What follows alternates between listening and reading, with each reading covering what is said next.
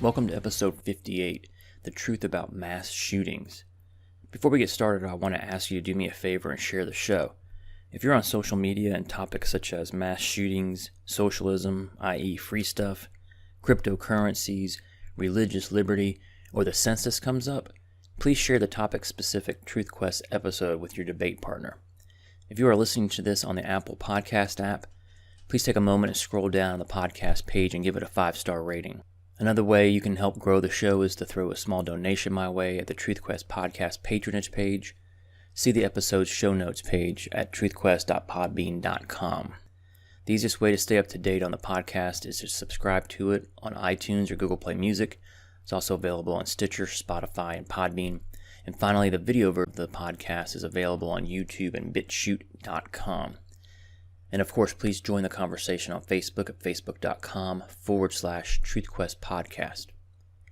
As I record this episode, we just lived through the aftermath of 2 mass shootings, one in Wal-Mart in El Paso, Texas, and one in the Entertainment District in Dayton, Ohio. All of these shootings are fueled by hate. The media selectively latches onto those where a specific group is targeted, like the El Paso shooting where the shooter was clearly looking to kill Hispanics. But very little ruminating about motives and hate goes on when a hate-filled lunatic shoots up a synagogue, as occurred earlier this year in Pittsburgh.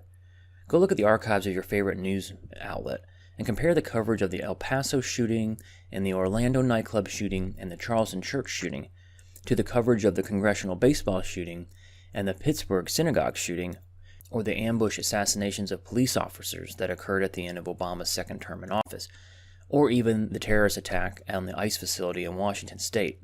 Rather than condemning killing and murder generally, because both are immoral and criminal, the media and demagogues joyfully leverage selective shootings as a way to blame those who don't follow their political orthodoxy.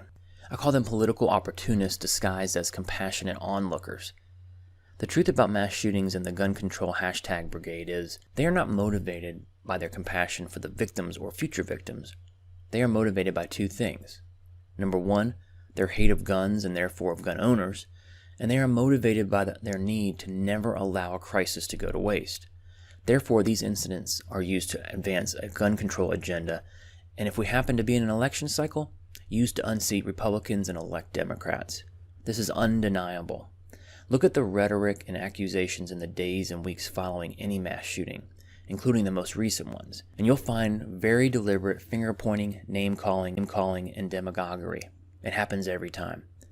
Go back to the 1995 bombing of the federal building in Oklahoma City. Who did the Clinton administration blame for that incident? It was Rush Limbaugh. What about the Orlando nightclub shooting? That was blamed on homophobia espoused by, you guessed it, the Republican Party. What about the Charleston church shooting, and the Aurora movie theater shooting, and the Parkland school shooting? Those fall under the catch-all category of just blame the NRA and sprinkle in a little hate, of course, espoused by the Republicans. What about the El Paso shooting? Well, Trump's rhetoric, of course, caused that shooting. I have a series of questions for everyone who blames their political opponents or a lobbyist group or rhetoric for causing shootings. Can you explain and indicate what you think was the root cause of some of these other incidents I mentioned at the top of the show? The truth is, the left gets immunity on their potential impact on shootings. Blame the NRA, Republicans, and Trump's rhetoric for causing shootings. How do they explain the Dayton shooter, a self-avowed Bernie Sanders and Elizabeth Warren supporter? He was pro-Antifa and anti-police. Where's the condemnation and blame of Sanders, Warren, and Antifa? The congressional baseball shooter was a Bernie supporter. His mass shooting specifically targeted Republican members of Congress. Did Bernie ever apologize? Was he ever asked to? Where is the condemnation and blame on Sanders? The El Paso shooter was a climate change alarmist. He was an eco-fascist, which sounds a lot like the Democratic Party platform and the recent Democratic presidential nominee debates. His manifesto specifically says Trump is not to blame for the attack. He specifically states that he dislikes Trump. In subsequent interviews with the FBI, it has been reported that he was triggered by the most recent Democratic presidential nomination debates, where they all supported free health care for illegal immigrants. Is any of that relevant to the media? Apparently not. They already had Trump plugged into the blame card for this shooting, so the so-called rhetoric of the Democrats goes unmentioned. What about the sniper attack on police officers in Dallas in 2017, or the rash of ambush-style assassinations of cops? If you apply the same standards, that is, blaming a president's rhetoric for a particular shooting, then this is another example of the double standard or proof of the left's insincerity. These shooters' motives were right out of the Antifa playbook and the message of Black Lives Matter. Barack, the police acted stupidly, Obama specifically, and the Democratic Party generally were, shall we say, less than complimentary to the police. They never blamed Black Lives Matter's anti-police rhetoric or Antifa. Where is the condemnation of all of this anti-police rhetoric, and why doesn't the left connect the dots from this rhetoric to the violence that ensues? The Antifa terrorists who attacked the ICE facility quoted Alexandria Ocasio-Cortez's idiotic comparison of them. The head of Black Lives Matter condoned this attack. Where is the condemnation and blame? What does all this prove? The media is out blaming right-wing hate groups and Trump, but the perpetrators are often self-professed liberals. I'm just looking for some consistency in the analysis and the blame-casting criteria. I mean, if you can cast blame for some shootings, certainly you can come up with something on the others. So, who is to blame? A recent Babylon Bee headline read, "Studies show leading cause of gun violence is your political opponent." Now, the Babylon Bee is a parody news website, but their insights are usually very eye-opening. Rather than becoming a walk-in parody, I prefer to cast a wider, honest net, not to look for blame, but to look for root causes, such as looking at the individual perpetrators. After all, they're the ones who pulled the trigger. Is the problem really mass shootings or guns or rhetoric or the NRA? Or is the problem with the people willing to commit mass shootings? I mean, shouldn't we spend some time evaluating to commit mass shootings? Shouldn't we spend some time evaluating why so many of our fellow Americans, almost all young males, feel so helpless, enraged, and isolated from society that they would slaughter their fellow human beings? What other root causes can we explore? How about just general cultural rot, or the removal from God from the public square, or drugs and pharmaceuticals, violent video games, violent movies, social media? Or what about the rise of mental illness in Americans' youth, especially among the men? I even came across a New York Post article speculating of a possible link from teenage marijuana usage and its effects on the still developing brain and the rise of mental illness. Well, what about the internet as a whole, which enables people to submerge themselves in whatever hate-filled bubble they want 24/7?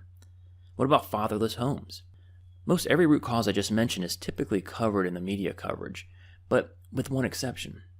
Not once in the dozens of articles, media reports, and podcast prep for this podcast episode did I read or hear anything about God. Do you think a God-fearing person commits mass murder? What have progressives done to God over the last 75 years? They've chased him from the public square. They have also justified, glorified, and celebrated abortion, including partial birth abortion, which is straight-up murder. If you want to deep dive into either of these topics, in particular the removal of God from the public square, listen to episode 55, and I have 4 episodes on abortion.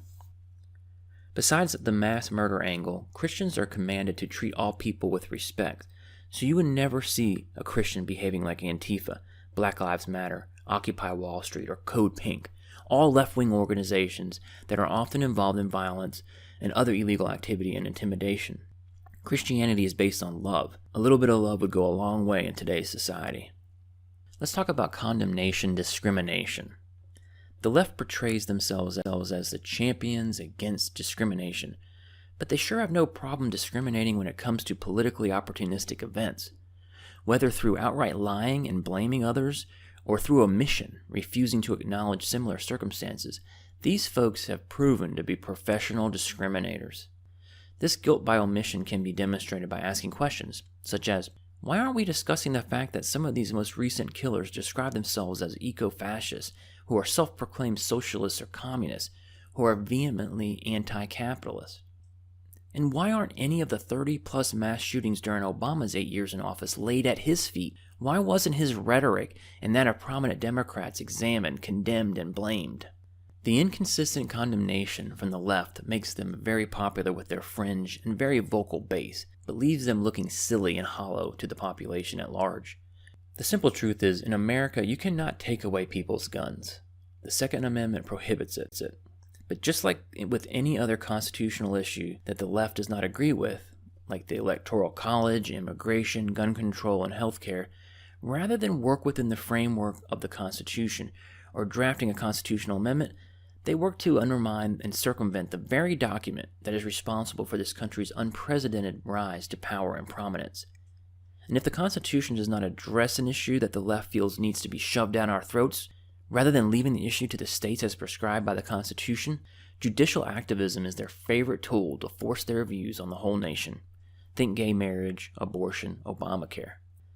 If mass killing is a bad thing, which seems to be a universally accepted truth, I'm curious where all the outrage is over the death and destruction in war zones across the world where the United States is involved. Think about Afghanistan, Syria, Iraq. The inconsistency is the source of confusion for me. How do these people reconcile the fact that Trump's words inspire violence, but these same people will argue that violent movies and violent video games do not? It goes further. If premature death is tragic, why don't we see similar outrage and a call to arms over things like the deaths due to medical errors or suicides or car accidents?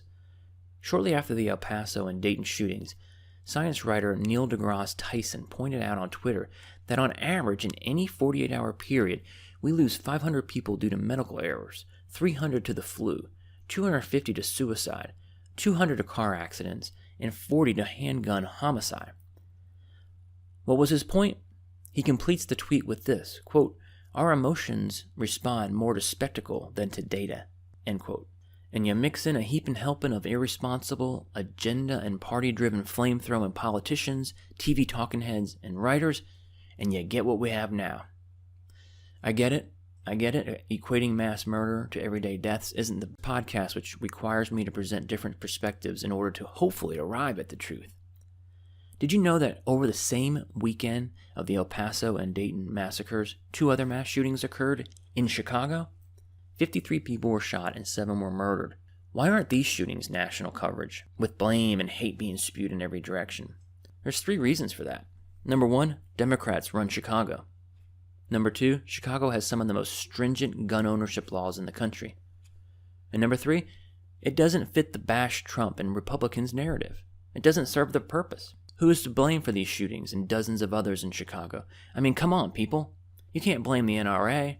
You can't blame Trump. You can't blame white supremacy. The mass shootings are just another opportunity for the left to sow the seeds of discord among the electorate. By finger-pointing, name-calling, and demonizing the other side of the debate, the left ensures that no real solutions will be arrived at. Finding a solution is not their goal. Their goal is to continually carve out more victim groups to whom they can pander. Their goal is a perpetual state of outrage in which they feed their voter base. Think about how the left handles any major public policy issue, whether it's welfare reform, immigration, climate change, abortion, healthcare reform, social security reform, spending reductions. Their playbook has not changed in decades. It's like the unimaginative football coach who just runs the ball up the middle every play. If it works, keep doing it. When you're playing against an inferior opponent, which the Democrat, progressive media, academic establishment certainly is, why change the playbook? The National Republican Party has shown itself to be an inferior opponent for sure. So liberals and Democrats just refuse to debate issues. Think about Obamacare and gun control. They demonize anyone who opposes their policies. They name-call those who disagree with them. Think about immigration and abortion. It's all very predictable. Along these same lines, it's hard to take a political party seriously when on the one hand they want to limit the rights of people who have done nothing wrong, i.e. all the cries for gun control, but on the other hand they want to give rights to people who have committed crimes, i.e. voting rights for felons, amnesty for illegal immigrants. I mean, these positions are irreconcilable. I mean, let's just be honest. The left's behavior and rhetoric does not oppose or condemn violence or intimidation. Think about Occupy Wall Street, attacks on Trump supporters, think Antifa and Black Lives Matter. I've never seen any reports of either Presidents Bush or Reagan saying things like get in their faces, as Obama did during his re-election campaign when he talked to supporters about how to deal with the opposition. Of course, when Trump makes similar inflammatory remarks, the media goes batshit crazy. I've never heard any lunatic right-wingers or conservative restaurant managers accosting prominent elected Democrat officials or Obama administration officials while they ate. I've never heard of a Tea Party group beating up people in the streets and throwing concrete-laced milkshakes at their perceived opponents. I've never heard of a Democratic member of Congress having a protest form outside his house while members of the group call for him to be stabbed in the heart. And I've never heard of a Republican member of Congress celebrate the physical attack of a Democratic senator. All of those things have happened in reverse. Despite the left's unwillingness to discuss real solutions short of gun confiscation, there are several things that can be done. We first have to be honest about the problem. As I mentioned earlier, is the problem really mass shootings, or is the problem with people willing to commit mass shootings? And no, gun restrictions on law-abiding citizens will not cut down on mass shootings. As a matter of fact, violent crime peaked in the 90s in the U.S. and is currently down to rates not seen since the 1960s. It's 10 in 1980 and still around that amount in 1994. According to Mother Jones magazine, no right-wing rag, in 2017 there were 117 deaths resulting from mass shootings, but there were a total of over 17,000 homicides that year. On the other hand, there's plenty of evidence to support the claim that more guns equates to less crime. See the work on John Lott on that. So let's look at some solutions. In my opinion, returning God to society's discussion would be the most helpful long-term solution. Specifically a Judeo-Christian philosophy which teaches that everyone is made in God's image and deserves respect. Life deserves protection. It teaches love over hate, self-control, and introspection. Here again, progressives have successfully cheapened the value of life, most notably through their zeal for abortions.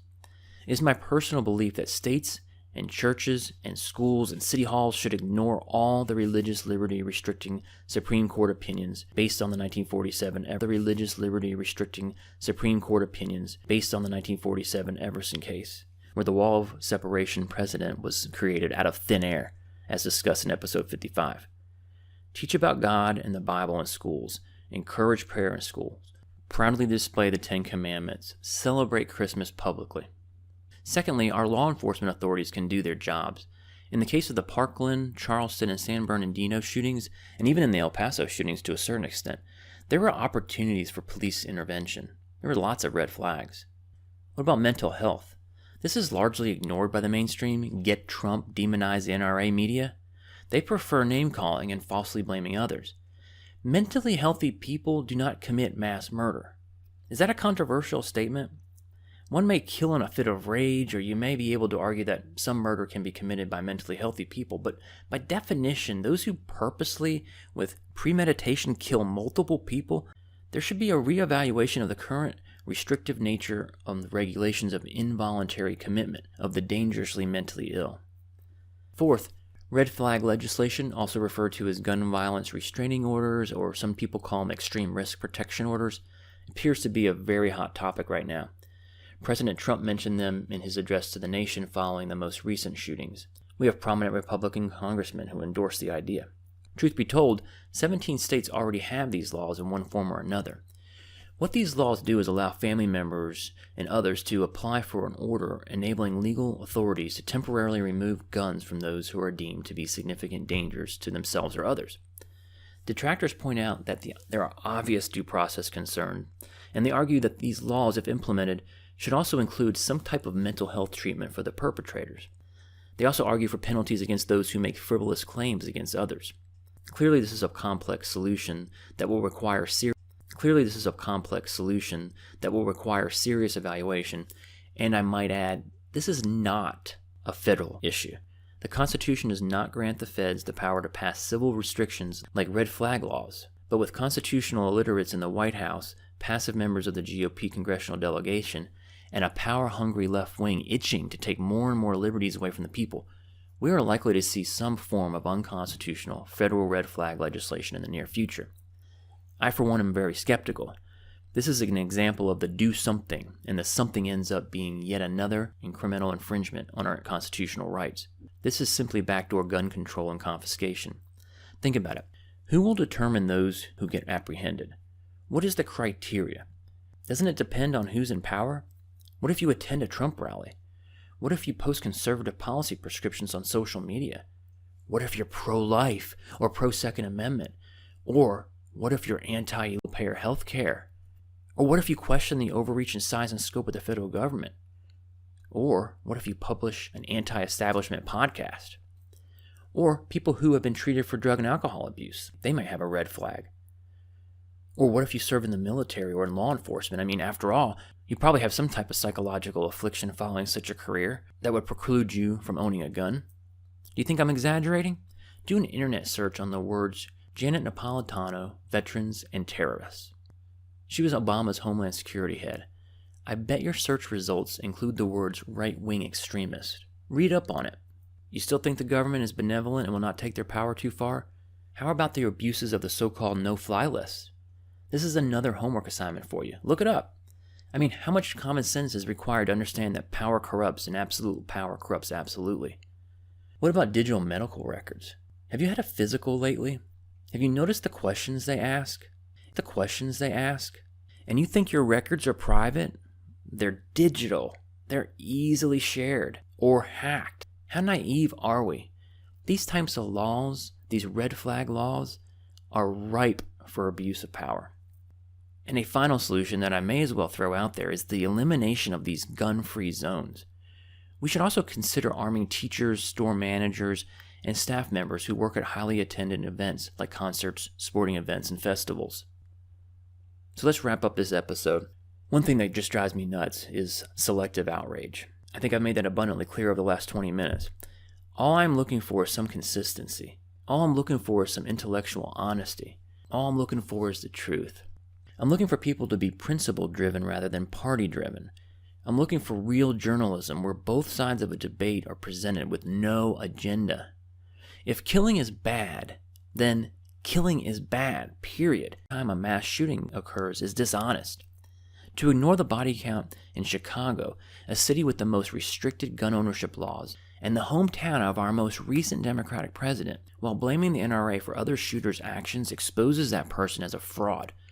Let's be honest, if fewer guns meant less violence, Baltimore and Chicago would be the safest cities on the planet. Selective outrage exposes the truth. That being, rather than look for solutions, these folks use the event to push an agenda, one that requires law-abiding citizens to relinquish more of their God-given rights as documented not only in the Declaration of Independence and the Constitution, but in natural law. They are required to relinquish it to a behemoth government with a 100% failure rate and a 100% chance of fraud, waste, bureaucracy, and unaccountable screw-ups. As I have said over and over again in these episodes on various topics, it is beyond me why we the people are so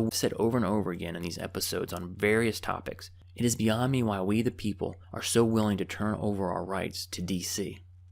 Along these same lines, I would be remiss if I did not address the do something crowd. When it comes to government, those two words pose an existential threat. It never turns out well.